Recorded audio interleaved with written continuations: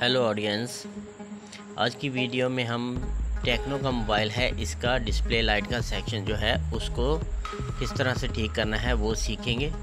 उसको मैं आपको बताने की कोशिश करूंगा कि किस तरह से आप इसका डिस्प्ले लाइट का सेक्शन है उसको रिपेयर कर सकते हैं और डिस्प्ले लाइट की प्रॉब्लम को सॉल्व कर सकते हैं।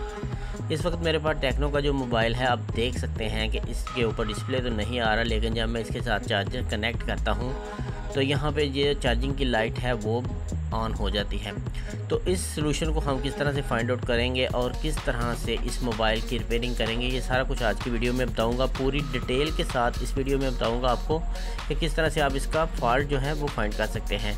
लेकिन दोस्तों, इससे पहले अगर आप दोस्तों ने मेरा चैनल सब्सक्राइब नहीं किया और चैनल पे नए हैं तो पहले चैनल को सब्सक्राइब कर ले और साथ में बेल के आइकन को प्रेस कर दें ताकि आने वाली हर वीडियो आप तक सबसे पहले पहुंच सके।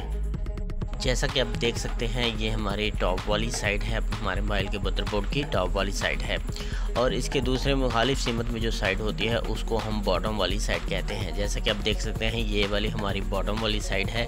इसके बैटरी टर्मिनल भी जो है वो भी इसी साइड पे लगा हुआ है और इसका डिस्प्ले का जो जैक है वो भी इसी साइड पे लगा हुआ है।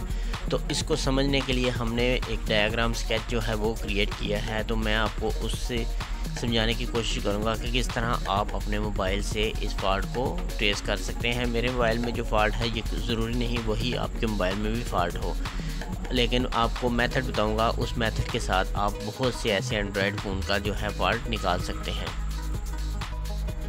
आपको समझाने के लिए मैंने ये सारा सर्किट स्कीमेटिक क्रिएट की है, तो किस तरह से आपने इसको समझना है उससे पहले मैं आपको बता देता हूँ। ये वाला सेक्शन जो है ये लाइट का सेक्शन है। यहाँ पे आपको एक ड्राइव आईसी मिलेगा, लाइट ड्राइव आईसी मिलेगा, और यहाँ पे एक डायोड, 2 कैपेसिटर, 2 कॉइल्स, और यहाँ पे छोटे फिल्टर कैपेसिटर, और यहाँ पे 2 रेजिस्टेंस मिलेंगे। तो ये किस तरह से ड्रा हुई हैं, किस तरह ये काम करती हैं, इसकी भी पूरी डिटेल मैं आपको बताता हूँ। उसके बाद यहाँ पे आप देखें, ये बैटरी का टर्मिनल है और यहाँ पे ये डिस्प्ले का जो है वो जैक है। अब ये काम किस तरह से करेगा, सबसे पहले आपने चेक क्या करना है, आपने पहले अपने बैटरी टर्मिनल पे आ जाना है। अब मीटर को आपने बीप की रेंज पे रख देना है। बीप की रेंज पे रखने के बाद एक प्रॉप जो है आपने मीटर की बैटरी के पॉजिटिव साइड पे रखनी है, और दूसरी प्रॉप जो है आपने कैपेसिटर जो है, ये मैंने 2 दिखाए हैं आपको कैपेसिटर, ये वाले 2 कैपेसिटर के आपने इस पॉइंट पे जो मीटर की दूसरी है प्रॉप उसको रख देना है। अगर यहाँ तक आपको बीप सुनाई दे रही है तो मतलब कि यहाँ तक जो है आपका पाथ वो क्लियर है। इसके बाद आपने इस कैपेसिटर के पॉइंट से लेके यहाँ कॉइल तक चेक करना है। यहाँ आप कॉइल पे चेक करेंगे तो ये पाथ अगर आपका क्लियर है तो मतलब कि यहाँ तक आपका जो पाथ है वो काम कर रहा है। इसके बाद ये 2 कॉइल लगी हुई हैं इसके पाथ में।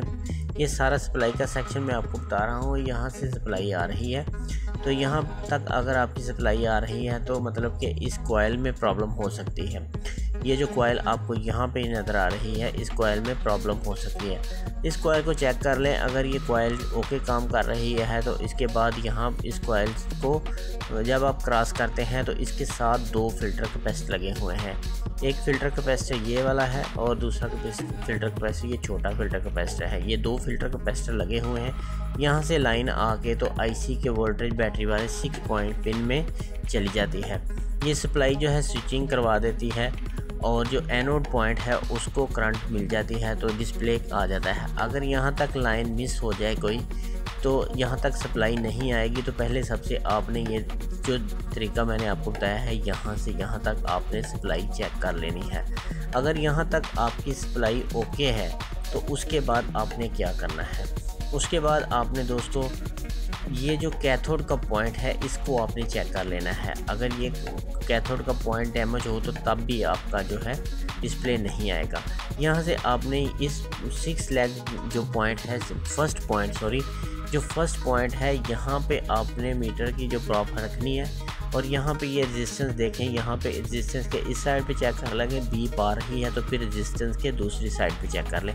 यहाँ पे मैं आपको दिखा देता हूँ कि ये रेजिस्टेंस ये वाली है, आप देख सकते हैं ये वाली रेजिस्टेंस है। यहाँ पे आपने इस पॉइंट से यहाँ तक इसको चेक करना है। अगर यहाँ तक ट्रैक आपका काम कर रहा है तो रेजिस्टेंस की दूसरी साइड पे रखना है। यहाँ तक भी काम कर रहा है तो ये आप देख सकते हैं इसके साथ ये एक लाइन जो है वो जा रही है, और ये लाइन जो जाती है आपके डिस्प्ले जैक के दूसरे पॉइंट पे, सॉरी चौथे पॉइंट पे, ये कैथोड का जो पॉइंट है यहाँ पे आती है।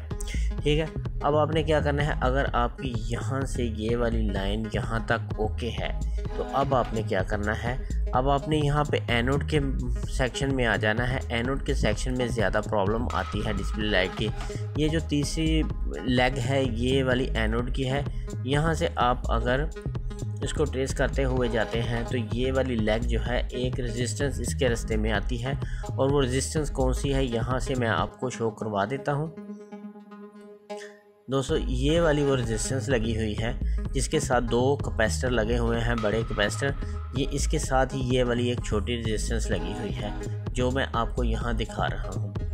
अगर लाइट सेक्शन और कैथोड की लाइन को चेक करने के बाद भी आपका फॉल्ट नहीं निकलता तो फिर आपने क्या करना है, आपने एनोड की लाइन को चेक करना है। एनोड की लाइन जो है ये तीसरा पॉइंट जो है बैटरी डिस्प्ले जैक का तीसरा पॉइंट जो है यहाँ से होते हुए यहाँ पे देखें ये रेजिस्टेंस के साथ अटैच होती है। ये काम किस तरह से करती है दोस्तों, यहाँ पे जब आपके आईसी को वोल्ट मिलते हैं तो यहाँ से ये स्विचिंग करवा के इस डायोड को दे देता है। इस डायोड से यहाँ से करंट निकलती है और यहाँ पे इस रेजिस्टेंस और ये फिल्टर कैपेसिटर को मिलती है।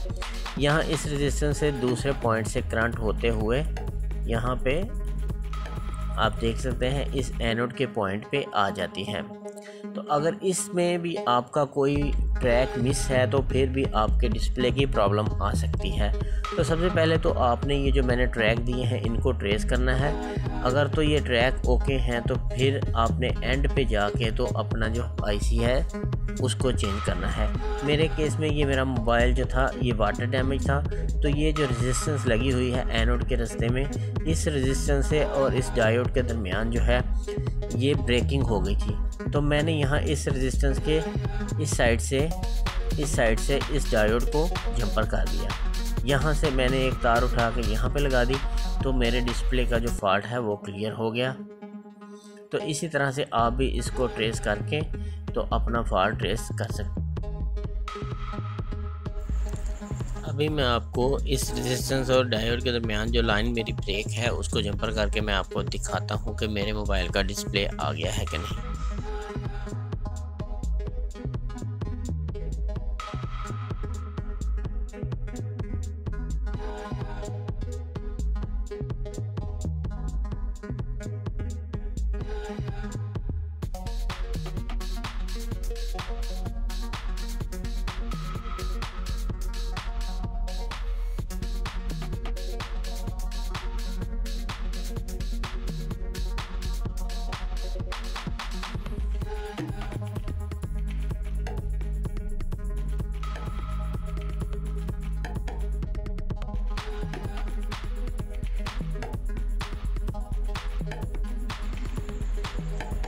तो हम अपने चार्जर को कनेक्ट कर चुके हैं। तो अभी हम देखते हैं कि इसका डिस्प्ले आता है, डिस्प्ले लाइट ऑन होती है कि नहीं। तो दोस्तों आप देख सकते हैं हमारे मोबाइल के डिस्प्ले लाइट ऑन हो गई है और यहाँ पे चार्जिंग का इंडिकेशन जो है वो आ गया है।